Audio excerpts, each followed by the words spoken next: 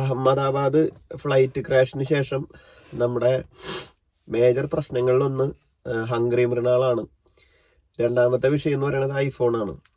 അപ്പോൾ യൂട്യൂബിൽ തിരഞ്ഞു കഴിഞ്ഞ് കഴിഞ്ഞാൽ ഇതിനെപ്പറ്റിയുള്ള വീഡിയോസ് ഒരുപാട് കാണും. അപ്പോൾ ഈ ഒരു വീഡിയോ ഇപ്പോൾ ചെയ്യാനുള്ള കാരണം, ഞാൻ കഴിഞ്ഞ ആഴ്ച നമ്മുടെ എടപ്പള്ളി മരോട്ടിച്ചോടുള്ള ഐഫോണിൻ്റെ iCare സർവീസ് സെൻറ്ററിൽ പോയിരുന്നു. ഓതറൈസ്ഡ് സർവീസ് സെൻ്ററാണ് ആപ്പിളിൻ്റെ. അപ്പം എൻ്റെ ഐഫോൺ 13 ബാറ്ററി റീപ്ലേസ്മെൻറ്റിന് വേണ്ടിയാണ് പോയത്. അപ്പോൾ ഫോൺ എടുത്തിട്ട് ഇപ്പോൾ ഒരു 2.5-3 കൊല്ലത്തിനടുത്തായി, 2.5 കൊല്ലമായി.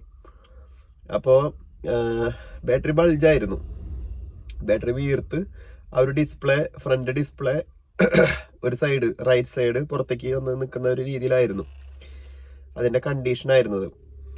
അപ്പം ഞാൻ പോയി അത് അവിടുത്തെ എക്സ്പീരിയൻസ് ചെയ്തു. ഔട്ട് ഓഫ് വാറണ്ടി കസ്റ്റമേഴ്സിനെ അവർ ഡീൽ ചെയ്യുന്നത് വേറൊരു രീതിയിലാണ്. വേറൊരു രീതി എന്ന് പറഞ്ഞു കഴിഞ്ഞാൽ പൈസ കിട്ടാനായിട്ട് ഡയഗ്നോസ്റ്റിക് ചാർജ്, ആ ചാർജ്, ഈ ചാർജ് എന്നൊക്കെ പറഞ്ഞിട്ട് പൈസ അടിക്കാനുള്ള ശ്രമം നടത്തും അവർ സ്റ്റാർട്ടിങ്ങിൽ തന്നെ. അപ്പം നമ്മൾ തന്നെ പറയാ, ബാറ്ററി മാത്രം മാറ്റി തരിക, വേറെ ഒന്നും ചെയ്യണ്ട, വേറെ ഒരു ഡയഗ്നോസിങ്ങും എനിക്ക് വേണ്ട എന്നുള്ള രീതിയിൽ സംസാരിച്ചാൽ മതി. അപ്പം എനിക്ക് ഈ ചാർജ് വന്നത് 6,950 രൂപ, 49 രൂപ, 6949, അതായത് 7,000 രൂപയ്ക്ക് 51 രൂപ കുറവ്. 7,000 രൂപ, ഏകദേശം 7,000 രൂപ റൗണ്ട് ഓഫിൽ. അപ്പോൾ അതാണ് ചാർജ് ആയത്. ഏറ്റവും വലിയ ഇൻട്രസ്റ്റിംഗ് ഫാക്ടർ എന്താണെന്ന് വെച്ച് കഴിഞ്ഞാൽ, ഞാൻ ബൾജായി എന്ന് പറഞ്ഞിട്ടല്ല അവിടെ കൊണ്ടുപോയി കൊടുത്തത്. ഞാൻ ബാറ്ററി മാറണം, ബാറ്ററി ആസ് യൂഷ്വൽ നോർമലി ഒരു 3 വർഷമല്ലേ നിൽക്കുള്ളൂ എന്നുള്ളൊരു ചിന്തയിലാണ് നമ്മൾ ഞാനിരുന്നത്. അപ്പോൾ ഒരു 3 വർഷമായി ബാറ്ററി ഇപ്പോൾ യൂസ് ചെയ്തിട്ട്, അല്ലെങ്കിൽ വാങ്ങിയിട്ട്. ഫോൺ എടുത്തത്, ഫോൺ പുറത്തുനിന്നാണ് വാങ്ങിയത്, ഖത്തറിൽ നിന്നാണ് വാങ്ങിയത്. അപ്പോൾ ഇത് ഒരു യൂഷ്വൽ ബാറ്ററി ബൾജിങ് ആയിട്ടാണ് എനിക്ക് ഫീൽ ചെയ്തത്. അപ്പോൾ അതുകൊണ്ട് തന്നെ ഞാനതൊരു കംപ്ലൈൻറ്റ് എന്നുള്ള രീതിയിലല്ല കൊടുത്തത്, നോർമൽ ബാറ്ററി മാറിത്തരിക, ബാറ്ററി എനിക്ക് മാറണം എന്നുള്ള രീതിയിൽ റിക്വസ്റ്റ് ചെയ്തിട്ടാണ് കൊടുത്തത്. ഇൻട്രസ്റ്റിംഗ് സംഭവം എന്താണെന്ന് വെച്ച് കഴിഞ്ഞാൽ, ഇത് മാറിക്കഴിഞ്ഞ് ഞാനെല്ലാം ഓൾറെഡി പേയ്മെൻ്റ് എല്ലാം അവർ പ്രയറായിട്ട് വാങ്ങി, ഫോൺ കൊടുക്കുന്ന സമയത്ത് തന്നെ വാങ്ങിയിരുന്നു 7,000 രൂപ. അപ്പോൾ അത് കഴിഞ്ഞ് ഞാനത് ഡെലിവറി എടുക്കാൻ പോയി, ഫോൺ ഡെലിവറി എടുക്കാൻ പോയി. ഞാൻ ഡെലിവറി എടുത്ത് ഇറങ്ങി ഒരു 2 മണിക്കൂർ കഴിഞ്ഞപ്പോൾ അവിടുത്തെ ഒരു എക്സിക്യൂട്ടീവ്, ഒരു ലേഡി വിളിച്ചിട്ട് പറയുന്നത്, നിങ്ങളുടെ ഈ ഫോൺ ഈ ബാറ്ററി ബൾജിങ് ഇഷ്യൂ ഒരു കംപ്ലൈൻ്റ് ആയിട്ട് ഐഫോണിന് തന്നെ ഫീൽ ചെയ്തതുകൊണ്ട് ഇത് ഫ്രീ ഓഫ് കോസ്റ്റിലാണ് നിങ്ങൾക്ക് ചെയ്തു തരുന്നത്. അതുകൊണ്ട് നിങ്ങൾക്ക് നിങ്ങൾ അടച്ച പേയ്മെൻറ്റ് നിങ്ങൾക്ക് ഫുള്ളായിട്ട് റീഫണ്ട് ചെയ്യാൻ പറ്റുമെന്നാണ് അവർ പറഞ്ഞത്. അതായത് ആപ്പിള് ആ ഒരു എന്താ പറയുക അവരുടെ ഒരു ഗുഡ് നെയിമിന് വേണ്ടിയിട്ട്, ഗുഡ് വില്ലല്ല, ആ ഒരു ബ്രാൻഡിൻ്റെ ആ ഒരു നല്ല പേരിന് വേണ്ടിയിട്ട് അവർ നിലവിലുള്ള കംപ്ലൈൻറ്റുകൾ, അല്ലെങ്കിൽ റിപ്പോർട്ടഡ് ആയിട്ടുള്ള അവർക്ക് ഉറപ്പുള്ള കംപ്ലൈൻറ്റുകൾ വരുന്ന പ്രശ്നങ്ങൾ ഔട്ട് ഓഫ് വാറണ്ടി ആണെങ്കിൽ കൂടെ അത് റീപ്ലേസ് ചെയ്ത് കൊടുക്കുന്നു ഫ്രീ ഓഫ് കോസ്റ്റിൽ. പക്ഷെ അത് തുടക്കത്തിൽ, അതായത് നമ്മൾ പേയ്മെൻറ്റ് ചെയ്ത് എല്ലാം കഴിഞ്ഞതിന് ശേഷമാണ് അവർക്ക് അത് അപ്ഡേറ്റ് ആവുക. അങ്ങനെയാണ് അവർ പറഞ്ഞത്. ശരിയാണെന്നറിയില്ല സംഭവം. എനിക്ക് റീഫണ്ട് റിക്വസ്റ്റ് ഫോം അവർ ഓൾറെഡി ഞാൻ സബ്മിറ്റ് ചെയ്ത് കൊടുത്തു. അത് കഴിഞ്ഞ് ഇനിയിപ്പോൾ ഒരു 9 വർക്കിംഗ് ഡേയ്സിനകത്ത് എനിക്ക് ആ പൈസ 7,000 അക്കൗണ്ടിലേക്ക് ക്രെഡിറ്റ് ആവുന്നതാണ്. മെയിനായിട്ട് ഞാനിപ്പോൾ ഈ വീഡിയോൻ്റെ മെയിൻ ഉദ്ദേശം ഇതൊന്നുമല്ല. ഞാൻ സർവീസ് സെൻറ്റർ എക്സ്പീരിയൻസ് ഒരു വീഡിയോ ചെയ്യണമെന്ന് വിചാരിച്ചിരുന്നു. കാരണം കുറച്ച് ഉടായ്പൊക്കെ ഉണ്ട് അവർ ഫസ്റ്റ് എടുക്കുന്ന സമയത്ത്. നമ്മളിൽ നിന്ന് ഔട്ട് ഓഫ് വാറണ്ടി ഡിവൈസ് ആകുമ്പോൾ കുറച്ച് നമ്മളിൽ നിന്ന് അടിച്ചു മാറ്റാനുള്ള ശ്രമം ഉണ്ട് പൈസ. അപ്പോൾ ഇന്നത്തെ വീഡിയോ ചെയ്യാൻ കാരണം, ഒരു വീഡിയോ കണ്ടു യൂട്യൂബിൽ കഴിഞ്ഞ ദിവസം. സ്ക്രോൾ ചെയ്തുകൊണ്ടിരിക്കുമ്പോൾ ഒരു ചേട്ടൻ്റെ വീഡിയോ കണ്ടു. അപ്പോൾ ആ വീഡിയോ ഞാനൊന്ന്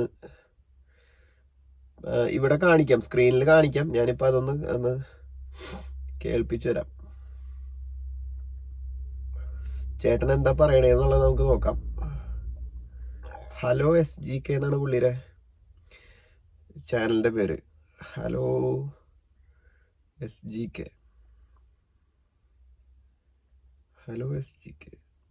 ഹലോ ഹലോ SGT ആണ്, SGK അല്ല, SGT ആണ് കേട്ടോ. Hello SGT.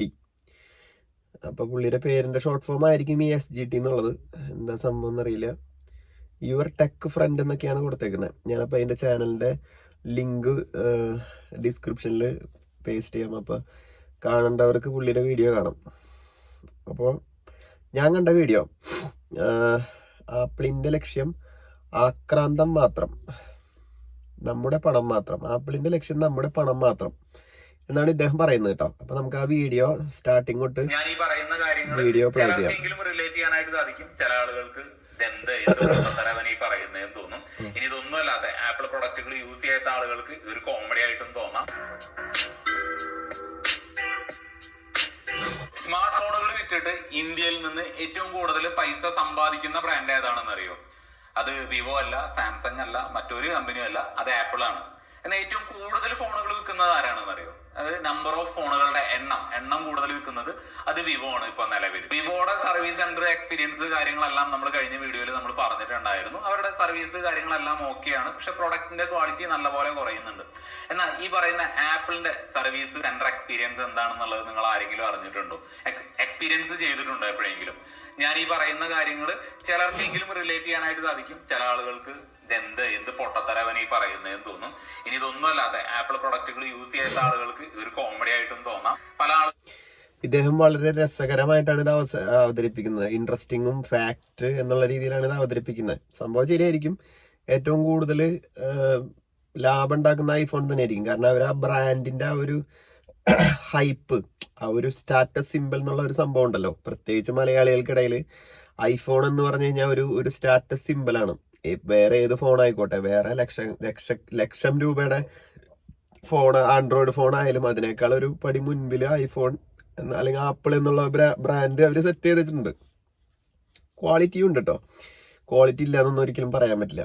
അപ്പോൾ ഇദ്ദേഹം പറഞ്ഞേക്കുന്നത് ഐഫോണാണ് ഏറ്റവും കൂടുതൽ ലാഭം ഉണ്ടാക്കുന്നത്. അതായത് ഒരു മാർജിൻ, ഒരു സ്മാർട്ട് ഫോൺ വിറ്റിട്ട് ഏറ്റവും കൂടുതൽ മാർജിൻ ഉണ്ടാക്കുന്ന ആപ്പിൾ ആണെന്നാണ് പറയുന്നത്. അത് ശരിയായിരിക്കും, ഞാൻ അതിനെപ്പറ്റി നോക്കിയിട്ടില്ല. പിന്നെ ഏറ്റവും കൂടുതൽ സെയിൽസ് നടക്കുന്നത് വിവോ ആണെന്നാണ് പറയുന്നത്. അതും ചിലപ്പോൾ ശരിയായിരിക്കും. കാരണം വിവോ എല്ലായിടത്തും ഈ പറഞ്ഞ പോലെ ഔട്ട്ലെറ്റിലും എല്ലായിടത്തും ഈ പറഞ്ഞ സെയിൽസ് വളരെ നല്ല രീതിയിൽ നടത്തുന്നുണ്ട്. പ്രൊമോഷൻസ് ആയിക്കോട്ടെ, അഡ്വർടൈസ്മെന്റ് ആയിക്കോട്ടെ, മൊത്തം അവർ തകർക്കുന്നുണ്ട്. അപ്പം എനിക്ക് തോന്നുന്നത് അവർ തന്നെയായിരിക്കും സെയിൽസ് കൂടുതൽ. ഇനി അടുത്തത് ചേട്ടൻ എന്താ പറയുന്നത്? ചേട്ടൻ പറയുന്നുണ്ട് ഐഫോൺ യൂസ് ചെയ്യാത്തവർക്ക് ഇതൊരു മണ്ടത്തരമായിട്ട് ഫീൽ ചെയ്യും എന്നൊക്കെയാണ് ചേട്ടൻ പറയുന്നത്. അപ്പൊ ഒന്നുകൂടെ പ്ലേ ചെയ്യാം. ആപ്പിൾ ഫോണുകൾ എടുക്കണം എന്നുള്ള ഭയങ്കര ആഗ്രഹത്തിലാണ് അവർ നിൽക്കുന്നത്. ശരിക്കും നിങ്ങൾക്ക് ഒരു കംപ്ലൈന്റ് വന്നു കഴിഞ്ഞാൽ ഒരു സ്ഥലത്ത് പോയിട്ട് പ്രോപ്പറായിട്ട് കമ്മ്യൂണിക്കേറ്റ് ചെയ്യാനായിട്ട് സാധിക്കില്ല. ശരിയാണ്, iCare ഉണ്ട്, ആപ്പിളിന്റെ ഓതറൈസ്ഡ് സർവീസ് സെന്റർ കാര്യങ്ങളുണ്ട്. നിങ്ങളൊരു വാറണ്ടി കഴിഞ്ഞ് ഒരു ദിവസം കഴിഞ്ഞിട്ടുള്ള ഒരു പ്രൊഡക്റ്റ് ആയിട്ട് നിങ്ങൾ ഒരു iCareൽ പോയി നോക്കി, അവർ പറയും സാർ ഇതിന്റെ വാറണ്ടി കഴിഞ്ഞു, നമ്മൾക്കൊന്നും ചെയ്യാനായിട്ടില്ല. ഞാൻ എന്റെ 13 Pro Maxന്റെ ഡിസ്പ്ലേ അടിച്ചു പോയ സമയത്ത് തൃശ്ശൂര് ശോഭ സിറ്റിയിലുള്ള iCareൽ പോയിട്ടുണ്ടായിരുന്നു. ഒരു ചോദ്യം പറിച്ചിട്ടുണ്ടായിരുന്നില്ല. ഫോൺ കൊടുത്തു, അവരതിന്റെ ഫിസിക്കൽ കണ്ടീഷൻസ് കാര്യങ്ങളൊക്കെ ചെക്ക് ചെയ്തു, എനിക്ക് ഡിസ്പ്ലേ മാറ്റി തന്നു. അത് മാറ്റി തരാനായിട്ട് ഏകദേശം 10 ദിവസത്തോളം സമയം എടുത്തു എന്നുള്ളതാണ്. അതിനുശേഷം ഇതെന്റെ iPhone 16 ഞാൻ ഒരുപാട് ഐഫോൺസ് യൂസ് ചെയ്തിട്ടുണ്ട് കേട്ടോ.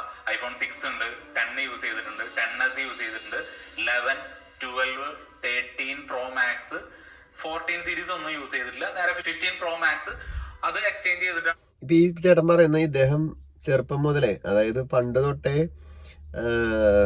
ഐഫോൺ മാത്രം യൂസ് ചെയ്തിട്ടുള്ള ആളാണ്. അത്രയും എക്സ്പീരിയൻസ്ഡ് ആണ് ഐഫോൺ യൂസ് ചെയ്തിട്ട്. ഐഫോണിന്റെ സർവീസ് സെന്റർ എക്സ്പീരിയൻസ് കാര്യങ്ങളെല്ലാം ആധികാരികമായി പറയാനുള്ള ഒരു കപ്പാസിറ്റി ഉള്ള ഒരാളാണെന്ന് പുള്ളി തന്നെ പ്രസ്താവിക്കുകയാണ്, അല്ലെങ്കിൽ പുള്ളിയെ അങ്ങോട്ട് സ്ഥാപിക്കുകയാണ്. ഈ പറഞ്ഞ സംഭവം ഞാൻ പറയുന്നതെല്ലാം വളരെ കറക്റ്റ് ആണെന്ന്. അതിനുള്ളൊരു ബാക്ക് ബോണായിട്ട് പുള്ളി പറയാണ്. പുള്ളി ഇത്രയും മോഡലുകൾ വർഷങ്ങളായിട്ട് ഓരോ വർഷവും ഇങ്ങനെ ചേഞ്ച് ചെയ്ത് ഇപ്പൊ 16 പ്രോയോ 16 അങ്ങനെ എന്തോ എത്തി നിൽക്കുന്നുണ്ട്. ഈ ഒരു 16 അവസാനം ഐഫോൺ 13, അതുപോലെ 14, 15, ഈ 16 അതായത് നോൺ പ്രോ വേരിയൻസ് യൂസ് ചെയ്യുന്ന ആളുകൾക്ക് അറിയാം, ഇതിന്റെ ഫ്രെയിമിൽ നിന്നും അതേപോലെ ഈ ഒരു ക്യാമറ റിങ്ങിന് ചുറ്റും പെയിന്റ് അടർന്നു പോകുന്ന പ്രശ്നം അവരുടെ എല്ലാ മോഡലിനും ഉണ്ട്. ഇപ്പൊ ഈ ഒരു 16+ ആ ഒരു പ്രശ്നം ഞാൻ എക്സ്പീരിയൻസ് ചെയ്തു. വെറുതെ പെയിന്റ് ആ ഒരു സൈഡിൽ നിന്ന് ഇങ്ങനെ അടർന്നു പോവുക. അതേപോലെ ഫ്രെയിമിലാണെന്നുണ്ടെങ്കിൽ ചെറിയ ബബിൾസ് വരും, ചെറിയ പോളം വരും. അത് ഒന്നിങ്ങനെ ഉറച്ചു കഴിഞ്ഞാൽ അത് പൊട്ടിപ്പോയിട്ട് അവിടെ മെറ്റൽ പീസ് വരും, അതായത് ആ പെയിന്റ് അടർന്നു പോകും. അപ്പൊ ഞാൻ നേരെ സിറ്റി സെന്ററിലോ നമ്മുടെ തൃശ്ശൂര് വെസ്റ്റ് ഫോർട്ടിന്റെ അടുത്തുള്ള ഐക്കയറിൽ പോയി. അവിടെ പോയിട്ട് അവരോട് ഞാനിങ്ങനെ പറഞ്ഞു, ഇങ്ങനെ പെയിന്റ് അടർന്നു പോകുന്നുണ്ട്. അവർ പറഞ്ഞു കോസ്മെറ്റിക് ഡാമേജ് നമുക്ക് വാറണ്ടിയിലോ അല്ലെങ്കിൽ അതൊരു ഇഷ്യൂ ആയിട്ട് കൺസിഡർ ചെയ്യാനായിട്ട് സാധിക്കില്ല എന്ന് പറഞ്ഞു. അവരോട് ഞാൻ പറഞ്ഞു അത്രയും ടേക്ക് കെയർ ഓഫ് ചെയ്തിട്ടാണ് ഞാൻ ഈ ഒരു ഫോൺ കൊണ്ടു നടക്കുന്നത്. സ്റ്റിൽ അവർക്കൊന്നും ചെയ്യാനില്ല, സാർ വേണമെങ്കിൽ ഡയറക്റ്റ് ആപ്പിളായിട്ട് കോൺടാക്ട് ചെയ്തോളൂ. അതിനെന്ത് ചെയ്യും എന്ന് ചോദിച്ചു. അതിനെന്ത് ചെയ്യും എന്ന് ചോദിച്ചാൽ നമുക്കൊരു കോൺടാക്ട് ചെയ്യാനായിട്ട് ഒരു ഇമെയിൽ ID ഇല്ല, ഒരു ടോൾ ഫ്രീ നമ്പർ ഇല്ല, ഒന്നുമില്ല. നമുക്ക് അവരുടെ ചാറ്റ് സപ്പോർട്ട് ആപ്ലിക്കേഷൻ ഉണ്ട്. ആ ആപ്ലിക്കേഷൻ വഴി നമ്മൾ അവരോട് ചാറ്റ് ചെയ്ത് അവർ നമ്മളുടെ നമ്പർ ചോദിക്കും. നമ്പർ ചോദിച്ച് നമ്മൾ ആ നമ്പർ അങ്ങോട്ട് ഷെയർ ചെയ്യുക. ഇദ്ദേഹം വളരെ ആധികാരികമായിട്ടാണ് സംസാരിക്കുന്നത്. അതായത് ഇദ്ദേഹത്തിന്റെ ഫോൺ ഈ പറഞ്ഞ ബബിൾസ് വരുന്നു, ക്യാമറയുടെ ചുറ്റുമുള്ള പെയിന്റ് പോകുന്നു, ഇതൊക്കെയാണ് പുള്ളിയുടെ പ്രശ്നം. അപ്പോൾ ഈ പറഞ്ഞ പെയിന്റ് ഡാമേജ് അങ്ങനത്തെ ഡാമേജുകളൊന്നും ഇതിനകത്ത് കവർ ആവില്ല. അതായത് സർവീസ് സെന്ററിലേക്ക് നേരിട്ട് പോയിട്ട് അവർക്കൊന്നും ചെയ്യാൻ പറ്റില്ല എന്ന് അവർ ഓൾറെഡി പറഞ്ഞു. അപ്പൊ ഇദ്ദേഹം ചോദിക്കുന്നത് ആപ്പിളിലേക്ക് നേരിട്ട് കമ്മ്യൂണിക്കേറ്റ് ചെയ്യാൻ എന്ത് ഓപ്ഷൻ ഉള്ളത്? പറയുന്നത് എന്താണെന്ന് വെച്ച് കഴിഞ്ഞാൽ കമ്മ്യൂണിക്കേഷൻ ചെയ്യാൻ ഒന്നുമില്ല എന്നാണ് പറയുന്നത്. ഇമെയിൽ ID ഇല്ല, നമ്പറും ഇല്ല, കോണ്ടാക്ട് നമ്പറും ഇല്ല, ഒന്നുമില്ല. ബാക്കി കേൾക്കാം. ഷെയർ ചെയ്ത് അവർ നമ്മളെ വിളിക്കും. അത് വിളിക്കുമ്പോൾ ഒരു കോമഡി എന്താന്ന് വെച്ച് കഴിഞ്ഞാൽ ആഗൊരക്ട് ലാംഗ്വേജ് മാത്രമേ അവൈലബിൾ ആയിട്ടുള്ളൂ. അതായത് ഇദ്ദേഹം പറയുന്നത് ആപ്പിൾ സപ്പോർട്ട് മാത്രമേ ഉള്ളൂ. ആപ്പിൾ സപ്പോർട്ടിൽ ചാറ്റ് ചെയ്തിട്ട് നമുക്കത് എന്താന്ന് വെച്ചാൽ നമ്മൾ അവരോട് സംസാരിക്കുക, എന്നിട്ട് അതിനുശേഷം അവരിങ്ങോട്ട് വിളിക്കും, അല്ലെങ്കിൽ അവര് അങ്ങനെയാണ് ഇതിന്റെ പ്രൊസീജിയർ എന്നാണ് പറയുന്നത്. പിന്നെ പുള്ളി പറയുന്നത് ഇതിനകത്ത് ലാംഗ്വേജ് ഇംഗ്ലീഷ് മാത്രം. ഇതിനകത്ത് ഈ നമ്പറിൽ, ഇവരുടെ ആപ്പിൾ കെയറിന്റെ നമ്പറിൽ ഇംഗ്ലീഷ് മാത്രമേ ഉള്ളൂ എന്നാണ് പുള്ളി പറയുന്നത്. ഞാൻ അവരോട് ചോദിച്ചു ഇന്ത്യയിലുള്ള മറ്റേതെങ്കിലും ലാംഗ്വേജ് അവൈലബിൾ ആണോ എന്ന് ചോദിച്ചു. അതായത് ഹിന്ദിയോ അല്ലെങ്കിൽ വേറെ ഏതെങ്കിലും ലാംഗ്വേജ് അവൈലബിൾ ആണോ എന്ന് ചോദിച്ചു. ഇല്ല സാർ, ആകെ ഇംഗ്ലീഷ് മാത്രമേ അവൈലബിൾ ആയിട്ടുള്ളൂ എന്നുള്ളതാണ് അവരെന്റെ അടുത്ത് പറഞ്ഞത്. ആപ്പിൾ പോലെ ഒരു $1 ട്രില്യൺ കമ്പനിക്ക് ഇദ്ദേഹം ഈ നമ്പറിലേക്ക് വിളിച്ചു നോക്കിയിട്ടില്ല. കാരണം നമുക്കിപ്പോ വിളിച്ചു നോക്കട്ടോ, ആപ്പിളിന്റെ കെയർ നമ്പറിലേക്ക്, ആപ്പിൾ കെയർ നമ്പറിലേക്ക് വിളിച്ചു നോക്കാം. Apple care contact number, care contact number. Okay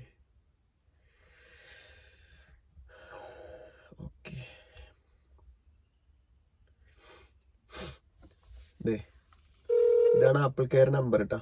Welcome and thank you for calling Apple. Calls are recorded and transcribed for evaluation, to train personnel, and to improve contact center technologies. If you are considering or looking to purchase one of our products, please press 1. For technical support, warranty questions, repair and replacement status, 2. For assistance with a recent order including billing or return, please hold while we transfer you to technical support.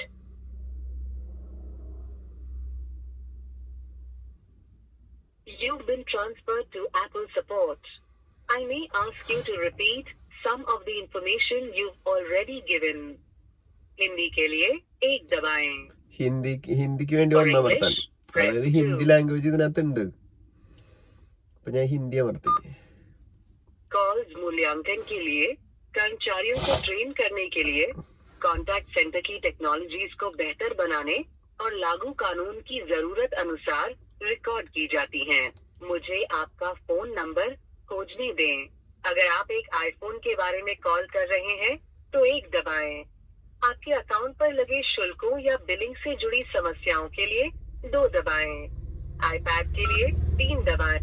यदि आप अपने bill पर लगे किसी ऐसे charge के बारे में कॉल कर रहे हैं जिसे आप पहचानते नहीं, वैसे जब एप्पल आपके अकाउंट के लिए बिल बनाता है कभी कभार. ഓക്കെ, ഇപ്പൊ ഞാൻ വിളിച്ച് കാണിച്ചത് ഇതിനകത്ത് ഹിന്ദി ലാംഗ്വേജ് അവൈലബിൾ ആണ്, ഒഫീഷ്യലി അവൈലബിൾ ആണ്. അത് നമ്മൾ കസ്റ്റമർ കെയറിലേക്ക് സംസാരിക്കുമ്പോഴും അവരും നമ്മളോട് ചോദിക്കും ഇംഗ്ലീഷ് ആണോ ഹിന്ദി ആണോ സംസാരിക്കേണ്ടത്, അല്ലെങ്കിൽ നിങ്ങൾ കംഫർട്ടബിൾ ഏതാണെന്നുള്ളത് അവരിങ്ങോട്ട് ഫസ്റ്റ് പ്രയർ ആയിട്ട് ചോദിക്കും. അതിനുശേഷമാണ് കോൺവെർസേഷൻ അവർ സ്റ്റാർട്ട് ചെയ്യുന്നത് ഒഫീഷ്യലി. അപ്പോൾ പറഞ്ഞു വന്നത് ഇത്രയേ ഉള്ളൂ. പിന്നെ വേറൊരു കേസ്, ഇപ്പം നമ്മൾ കസ്റ്റമർ കെയർ എക്സിക്യൂട്ടീവ് അവൈലബിൾ അല്ല, ബിസി ആണെന്നുണ്ടെങ്കിൽ ആ ഒരു വെയിറ്റിംഗ് ടൈമിൽ കേൾക്കുന്ന ജിങ്കിൾ ഉണ്ടല്ലോ, ആ ഒരു ട്യൂൺ കേൾക്കുമല്ലോ, ഹോൾഡിംഗ് ട്യൂൺ, ആ ട്യൂൺ ഏതാണെന്ന് സെലക്ട് ചെയ്യാൻ വരെയുള്ള ഓപ്ഷൻ ഇതിനകത്തുണ്ട്, ഈ ആപ്പിളിൻ്റെ ടോൾ ഫ്രീ നമ്പറിലുണ്ട്. അപ്പം അത്രയും കസ്റ്റമേഴ്സിനെ അല്ലെങ്കിൽ അത്രയും അഡ്വാൻസ് ലെവലിൽ മൈന്യൂട്ട് ലെവലിൽ കെയർ ചെയ്യുന്ന ഒരു കമ്പനിയാണ് ഈ ആപ്പിൾ എന്ന് പറയുന്നത്. അപ്പം ഇദ്ദേഹം ഈ പറഞ്ഞ ഹലോ SGT എന്ന് പറയുന്ന ചാനലിലെ ഈ ചേട്ടൻ വളരെ കസ്റ്റമർ കെയർ, അതായത് സർവീസ് സെന്ററിലെ ആൾക്കാർ പറഞ്ഞു ഈ നമ്പറിൽ ഇംഗ്ലീഷ് മാത്രമേ ഉള്ളൂ എന്ന് പറഞ്ഞപ്പോൾ ഇദ്ദേഹം അങ്ങോട്ട് വിശ്വസിച്ചു. ഇദ്ദേഹം വിളിച്ചു നോക്കിയിട്ടുമില്ല, ട്രൈ ചെയ്ത് നോക്കിയിട്ടുമില്ല. ഇതിനെന്താ പറയാ? എന്നിട്ട് ബാക്കിയുള്ളതും കൂടി കേൾക്കാം അദ്ദേഹത്തിന്റെ വീഡിയോ. ഒരു ലോക്കൽ ലാംഗ്വേജിലുള്ള ഒരു എക്സിക്യൂട്ടീവിനെ വെക്കാൻ പറ്റാഞ്ഞിട്ടാണോ? പക്ഷെ ചെയ്യില്ല എന്നുള്ളത് തന്നെയാണ്. അദ്ദേഹത്തിന് എന്തോ ആപ്പിളിനോട് എന്തോ ഒരു ദേഷ്യം ഉണ്ടെന്ന് തോന്നുന്നു. ഞാൻ അവരോട് എന്റെ കംപ്ലൈന്റ് കാര്യങ്ങളെല്ലാം പറഞ്ഞു, ഇങ്ങനെ പെയിന്റ് അടർന്നു പോകുന്നുണ്ട്. സ്റ്റിൽ അവരെന്നോട് പറഞ്ഞു, സാർ അത് കോസ്മെറ്റിക് ഡാമേജ് ആണ്, വാറണ്ടി ഒന്നും കൺസിഡർ ചെയ്യാനായിട്ട് സാധിക്കില്ല. സ്റ്റിൽ ഞാൻ അവരോട് ഇങ്ങനെ റിക്വസ്റ്റ് ചെയ്തുകൊണ്ടേയിരുന്നു, സാർ ഞാൻ അത്രയും നീറ്റ് ആൻഡ് ക്ലീൻ ആയിട്ടാണ് ഞാൻ ഈ ഒരു ഫോൺ ഉപയോഗിക്കുന്നത്. അപ്പൊ സംഭവിച്ചത് എന്താണെന്ന് വെച്ച് കഴിഞ്ഞാൽ ഇദ്ദേഹം വിചാരിച്ച പോലെ അവരത് ടേക്ക് കെയർ ചെയ്തില്ല. അതായത് കോസ്മെറ്റിക് ഡാമേജ് സംഭവിച്ചത് അവരുടെ ഭാഗത്തു നിന്നുള്ളതായിരിക്കില്ല എന്നാണ് അവർ മനസ്സിലാക്കിയിട്ടുണ്ടാവുക. അപ്പൊ ഈ കസ്റ്റമറുടെ ഭാഗത്തുനിന്ന് സംഭവിച്ച കാര്യമായിട്ടായിരിക്കും അവരത് ടേക്ക് കെയർ ചെയ്തത്. അപ്പൊ ആ ഒരു ബാഡ് എക്സ്പീരിയൻസ് ഇദ്ദേഹത്തിന്റെ മനസ്സിൽ എപ്പോഴും ഉണ്ട്. അപ്പൊ അത് വെച്ചിട്ടാണ് പുള്ളി ഇങ്ങനെ ആപ്പിളിനെ പറ്റി ഇങ്ങനെ നെഗറ്റീവ് പറഞ്ഞുകൊണ്ടിരിക്കുന്നത്. എന്തോ ഒരു ഡിഫക്റ്റ് നിങ്ങളുടെ സൈഡിലുണ്ട്, അതുകൊണ്ടാണ് ഇത് ഇങ്ങനെ സംഭവിക്കുന്നത് എന്ന് പറഞ്ഞു. എന്നെ ഒഴിവാക്കാൻ വേണ്ടിയിട്ടാണോ എന്ന് അറിയില്ല. അവർ പറഞ്ഞു തൊട്ടടുത്തുള്ള iCareുമായിട്ട് കോൺടാക്ട് ചെയ്യുക, അവിടെ ഒരു ദിവസം ഫോൺ സബ്മിറ്റ് ചെയ്യണമെന്നുണ്ടെങ്കിൽ ഇതിന്റെ ഒരു ഡീറ്റെയിൽ സ്റ്റഡി അവർ പഠിച്ചിട്ട് ആ ഒരു റിപ്പോർട്ട് അവർ ആപ്പിളിന് അയച്ചു കൊടുക്കും, അത് പ്രകാരം നമുക്കൊരു ഡിസിഷൻ എടുക്കാം എന്ന് പറഞ്ഞു. ഞാൻ അങ്ങനെ ഒരു ദിവസം രാവിലെ തൃശ്ശൂർ തന്നെയുള്ള ഈ വെസ്റ്റ് കോട്ടിലുള്ള iCareൽ കൊണ്ടുപോയി കൊടുത്തു. രാവിലെ 10 മണിയായപ്പോൾ കൊടുത്തു, വൈകുന്നേരം 6:30 ആയപ്പോഴേക്കും എനിക്ക് തിരിച്ചു വന്നു. ആ റിപ്പോർട്ടിന്റെ ഒരു കോപ്പിയും അവരെനിക്ക് തന്നു. അതിൽ ക്ലിയർ ആയിട്ട് അവർ എഴുതിയിട്ടുണ്ട് കോസ്മെറ്റിക് ഡാമേജ് ആണ്, അത് ഇന്റേണൽ ആണോ എക്സ്റ്റേണൽ ആണോ അങ്ങനെ ഒന്നും എഴുതിയിട്ടില്ല, ജസ്റ്റ് കോസ്മെറ്റിക് ഡാമേജ് ഉണ്ട് അത്രമാത്രം. ഇതിന്റെ ഉള്ളിലുള്ള ഈ ചാർജിങ് പോർട്ടിന്റെ ഉള്ളിൽ പൊടിയുണ്ട്, അങ്ങനെ മൈന്യൂട്ട് ആയിട്ടുള്ള കാര്യങ്ങളൊക്കെ ഡീറ്റെയിൽ ആയിട്ട് അവർ എഴുതി വെച്ചിട്ടുണ്ട്. ഞാൻ ഈ ഒരു റിപ്പോർട്ട് എടുത്തിട്ട് വീണ്ടും ആപ്പിളിനെ കോൺടാക്ട് ചെയ്തു. അപ്പൊ ഈ റിപ്പോർട്ട് പഠിച്ചിട്ട് അവർ പറയുന്നത്, സാർ ഇത് നമുക്ക് വാറണ്ടിയിൽ കൺസിഡർ ചെയ്യാനായിട്ട് പറ്റില്ല, കോസ്മെറ്റിക് ഡാമേജ് ആണ്. അപ്പൊ ഞാൻ ചോദിച്ചു, പിന്നെ അങ്ങനെയാണെന്നുണ്ടെങ്കിൽ നിങ്ങൾ എന്തിനാ ഒരു ദിവസം എന്നെ കൊണ്ട് ആ ഫോൺ അവിടെ കൊണ്ടുവച്ചത്? നമ്മൾ ഈ ഒരു ഫോൺ കൊടുക്കണം എന്നുണ്ടെങ്കിൽ കംപ്ലീറ്റ് റീസെറ്റ് ചെയ്തിട്ട് വേണം കൊടുക്കാനായിട്ട്. എന്റെ കംപ്ലീറ്റ് ചാറ്റ് കാര്യങ്ങളൊക്കെ രണ്ടാമത് ബാക്കപ്പ് ചെയ്യേണ്ടതും, അതായത് വീണ്ടും ഒന്നേന്ന് പറഞ്ഞിട്ട് ഈ ഒരു ഫോൺ സെറ്റപ്പ് ചെയ്യേണ്ടതായിട്ട് വന്നു. അപ്പൊ അങ്ങനെയൊക്കെയാണ് ആപ്പിളിന്റെ കാര്യങ്ങൾ വരുന്നത്. അപ്പൊ ഞാനിത് എന്തിനാ ഇവിടെ പറഞ്ഞതെന്ന് ചോദിച്ചു കഴിഞ്ഞാൽ, ഈ വിവോ, സാംസങ് അല്ലെങ്കിൽ OnePlus പോലുള്ള സർവീസ് സെന്ററുകൾ നമുക്ക് കേരളത്തിൽ അവരുടെ ഓതറൈസ്ഡ് സർവീസ് സെന്ററുകൾ അവൈലബിൾ ആണ്. അതേപോലെ ആപ്പിളിനൊരു സർവീസ് ഇല്ല. ആകപ്പാടെ ഉള്ളത് ആപ്പിളിന് സർവീസ് സെന്റർ ഇല്ല. ആ പറഞ്ഞത് കറക്റ്റ് കാര്യമാണ്. അതായത് ആപ്പിൾ ഡയറക്റ്റ് നടത്തുന്ന സർവീസ് സെന്റർ കേരളത്തിലില്ല. മുംബൈയിലും ഡൽഹിയിലും മാത്രമേ ഉള്ളൂ ഡയറക്റ്റ് ആപ്പിളിന്റെ service, sales and service direct ഉള്ളത് 2 സ്റ്റോർ മാത്രമേ ഉള്ളൂ. ബാക്കിയുള്ളതെല്ലാം തേർഡ് പാർട്ടീസിന്, അവരുടെ ആപ്പിളിന്റെ കണ്ടീഷൻസ് മാച്ച് ആവുന്ന തേർഡ് പാർട്ടീസിന് അവർ കൊടുത്തേക്കാണ്. ഓതറൈസ്ഡ് സർവീസ് സെന്റർ, ഡീലർഷിപ്പ് പോലെ കൊടുത്തേക്കാണ്. അപ്പൊ അതില് ഈ പറഞ്ഞ പോലെ ഡയറക്റ്റ് ആപ്പിളിന്റെ സർവീസ് സെന്ററിൽ പോകുന്നതിനേക്കാൾ ഒരു പടി താഴെയായിരിക്കും അവരുടെ സർവീസ്. അതെനിക്കും ഫീൽ ചെയ്തു. കാരണം ഔട്ട് ഓഫ് വാറണ്ടി ആകുമ്പോൾ പ്രത്യേകിച്ച് അവര് നമ്മളിൽ നിന്ന് കിട്ടാനുള്ളത് മാക്സിമം എടുക്കാനായിട്ടുള്ള ശ്രമം നടത്തും. പിന്നെ നമുക്ക് അത്യാവശ്യം അറിയാവുന്ന ആളാണെങ്കിൽ, സംസാരിക്കാൻ അറിയാവുന്ന ആളാണെന്നുണ്ടെങ്കിൽ അവരോട് പറയാ നമ്മൾക്ക് ചെയ്യേണ്ട കാര്യം മാത്രം ചെയ്യുക, അല്ലാതെ വേറെ ഒന്നും ചെയ്യേണ്ട എന്നുള്ളത് പറയാം. ഡൽഹിയിലുണ്ട്, ബോംബെയിലുണ്ട്, അവിടെ നേരിട്ട് ആപ്പിളിന്റെ സർവീസ് ടീമാണ് നിൽക്കുന്നത്. അതുകൊണ്ട് തന്നെ നമുക്ക് കയ്യോടെ ഒരു തീരുമാനം അവിടെ നിന്ന് കിട്ടും. അതേപോലെ ഒരു തീരുമാനം ഇന്ത്യയിൽ മറ്റേത് സർവീസ് സെന്ററിൽ പോയാലും നമുക്ക് കിട്ടാനായിട്ട് പോകുന്നില്ല. എന്റെ ഒരു സുഹൃത്തിന്റെ iPhone 13 ഡിസ്പ്ലേ അടിച്ചുപോയി. നമുക്ക് ഒരു വഴിയില്ല അവരെ കോൺടാക്ട് ചെയ്യാനായിട്ട്. ഈ ഇംഗ്ലീഷിൽ സംസാരിക്കാന്നുള്ളത് തന്നെ ഉള്ളൂ. ഇപ്പൊ നിങ്ങൾക്ക് ഇംഗ്ലീഷിൽ സംസാരിക്കുന്ന നിങ്ങൾക്ക് അതിനിപ്പോ എന്താ പ്രശ്നം? ഏതെങ്കിലും കൂട്ടുകാരനെ ഒപ്പിച്ച് സംസാരിച്ചാൽ പോരെന്നൊക്കെ തോന്നും. പക്ഷെ നമ്മൾക്കിടയിലുള്ള 10ൽ 5 പേരിലധികം ഇപ്പോഴും പ്രോപ്പറായിട്ട് ഇംഗ്ലീഷ് കമ്മ്യൂണിക്കേറ്റ് ചെയ്യാനായിട്ട് അറിയില്ല. അതൊരു തെറ്റല്ല കേട്ടോ. നമ്മുടെ നാട്ടിൽ നിൽക്കുമ്പോൾ അത് അത്ര വലിയ അത്യാവശ്യമായിട്ട് പലർക്കും തോന്നിയിട്ടുണ്ടാവില്ല. ഇപ്പൊ ഈ എന്റെ ഒരു സുഹൃത്ത് തന്നെ അവൻ എന്നെ വിളിച്ച് പറഞ്ഞോടാ ഒന്ന് സംസാരിക്കണം, എന്താ ചെയ്യാൻ? എന്നിട്ട് ഞാൻ സംസാരിച്ചിട്ടാണ് അതിന്റെ ഡിസ്പ്ലേ അത് മാറ്റി കൊടുക്കാനുള്ള ഒരു അവസരത്തിലോട്ട് കിട്ടിയത്. അതുപോലെ എല്ലാവർക്കും സാധിച്ചോളണം എന്നില്ല. അപ്പൊ നിങ്ങൾ ഇതുപോലെ ആപ്പിൾ എന്ന് പറയുന്നത് മഹാസംഭവമാണ്, വേറെ എന്തോ ലെവലാണ് എന്ന് പറഞ്ഞു കഴിഞ്ഞാൽ ഒരു തേങ്ങയില്ല. ഞാൻ പറയട്ടെ, ഈ ആപ്പിൾ എന്ന് പറയുന്ന ഒരുപാട് മാർജിൻ എടുക്കുന്നുണ്ട്. അവരുടെ ബ്രാൻഡ് അവർ വളരെ ഹൈപ്പിൽ ബിൽഡ് ചെയ്ത് വെച്ചേക്കാണ്. ഭയങ്കരമായിട്ട് മാർജിൻ ഉണ്ട് എന്നുള്ളതൊക്കെ ശരിയാണ്. പക്ഷേ ഈ പറഞ്ഞ കാര്യം കറക്റ്റ് അല്ല. കമ്പനി എന്ന് പറയുന്നത് ടോപ്പ് എൻഡ് കമ്പനിയാണ്. പ്രത്യേകിച്ച് അമേരിക്കൻ കമ്പനി ആകുമ്പോൾ അവർ അത്രയും മൈന്യൂട്ട് കാര്യങ്ങൾ പഠിച്ച്, അല്ലെങ്കിൽ സ്റ്റാറ്റിസ്റ്റിക്സ് എടുത്ത് പഠിച്ച് അതിനെപ്പറ്റി വിലയിരുത്തി വളരെ റൂട്ട് ലെവലിൽ, മൈന്യൂട്ട് ലെവലിൽ ഫോക്കസ് ചെയ്ത് പോകുന്ന കമ്പനിയാണ്. എനിക്ക് എൻ്റെ എക്സ്പീരിയൻസിൽ നിന്ന് അങ്ങനെയാണ് എനിക്ക് ഫീൽ ചെയ്തേക്കുന്നത്. ഇദ്ദേഹം പറയുന്നത് തികച്ചും റോങ് ആണ്. ഇദ്ദേഹത്തിന്റെ പേഴ്സണൽ എക്സ്പീരിയൻസ്, ഇദ്ദേഹം ഉദ്ദേശിച്ച കാര്യം നടന്നില്ല. അതായത് ഒരു കോസ്മെറ്റിക് ഡാമേജ് വന്നപ്പോൾ അത് അവര് അക്സെപ്റ്റ് ചെയ്തില്ല, അവര് അത് സമ്മതിച്ചില്ല. ഇദ്ദേഹത്തിന് സംഭവിച്ചത് എന്തായിരിക്കും എന്ന് എനിക്ക് തോന്നുന്നത്, അതായത് ഇദ്ദേഹത്തിന് പെയിന്റ് അടർന്നു പോകുന്ന വിഷയമുണ്ട്. അപ്പൊ ഇവര് ഇത് കമ്പനിയിൽ നിന്ന് നമ്മളിപ്പോ ടെസ്റ്റ് ചെയ്യാൻ വേണ്ടി ഒരു ദിവസം അവിടെ സബ്മിറ്റ് ചെയ്യാൻ പറയുമല്ലോ. അപ്പൊ ഇവര് ഡീറ്റെയിൽ ആയിട്ട് ഇതിനെപ്പറ്റി പഠിക്കും. ഇതെന്തുകൊണ്ടാണ് അടർന്നു പോയത്, എന്താണ് കാര്യം. പിന്നീട് ഇവർ ചെയ്യുന്ന കാര്യം, കമ്പനിയുടെ സൈഡിൽ നിന്ന് ചെയ്യുന്ന കാര്യം എന്താണെന്ന് വെച്ച് കഴിഞ്ഞാൽ, ഇതേ ബാച്ചിൽ ഇറങ്ങിയ ഫോണുകൾ, ആ ഫോണുകൾക്ക് ഏതെങ്കിലും ഈ സംഭവം റിപ്പോർട്ട് ചെയ്തിട്ടുണ്ടോ, ഇത്രയും കാലയളവിനുള്ളിൽ റിപ്പോർട്ട് ചെയ്തിട്ടുണ്ടോ എന്ന് ഇവര് ഗ്ലോബലി സെർച്ച് ചെയ്യും. അപ്പോൾ ഗ്ലോബലിയോ ഇന്ത്യയിലോ മൊത്തത്തിൽ സെർച്ച് ചെയ്യും. അപ്പൊ അങ്ങനെ സംഭവിച്ചിട്ടുണ്ടെങ്കിൽ ഒരു നിശ്ചിത എണ്ണത്തിൽ കൂടുതൽ ഇതേ കംപ്ലൈന്റ് പല സ്ഥലങ്ങളിൽ റിപ്പോർട്ട് ചെയ്തിട്ടുണ്ടെങ്കിൽ ഇവരിതൊരു വാറണ്ടി, അണ്ടർ വാറണ്ടി, അല്ലെങ്കിൽ ഇവരുടെ ഭാഗത്തുനിന്നുള്ള മിസ്റ്റേക്ക് എന്നുള്ള രീതിയിൽ കൊടുക്കും. അല്ലാതെ ഒറ്റൊരു ഫോണിന് ഇങ്ങനെ സംഭവിച്ചു എന്ന് വിചാരിച്ചാൽ, അതായത് പുറത്തുള്ള എക്സ്റ്റേണലി ഉള്ള പ്രശ്നങ്ങൾക്ക് ഇവർ ഒരിക്കലും കൊടുക്കില്ല. അത് മിക്കവാറും ഒരു കമ്പനി കൊടുക്കാൻ സാധ്യതയില്ല. പിന്നെ ഇനിയിപ്പോൾ ഏതെങ്കിലും കമ്പനികൾ ഗുഡ് വില്ല് ചെയ്യുമെന്ന് എനിക്കറിയില്ല. ഇദ്ദേഹം ഒരു ഗുഡ് വില്ലിനായിരിക്കാൻ ശ്രമിച്ചിട്ടുണ്ടാവുക. കാരണം പൊതുവെ അങ്ങനെ നോർമലി ഉള്ള കംപ്ലൈന്റ്, നോർമലി ഉള്ള പ്രശ്നങ്ങൾ അഡ്രസ്സ് ചെയ്യുന്നതാണ് കമ്പനി എന്തായാലും അഡ്രസ്സ് ചെയ്യപ്പെടും. ഈ ആപ്പിൾ എന്ന് പറയുന്ന കമ്പനി എന്തായാലും അഡ്രസ്സ് ചെയ്യപ്പെടും. ഇദ്ദേഹം തന്നെ പറയുന്നുണ്ട്, ഇദ്ദേഹത്തിന്റെ ഫ്രണ്ടിന്റെ ഡിസ്പ്ലേ മാറിക്കൊടുത്തു, അല്ലെങ്കിൽ വേറൊരു ഡിസ്പ്ലേ ലൈൻ വീണിട്ടോ മറ്റോ മാറിക്കൊടുത്തു.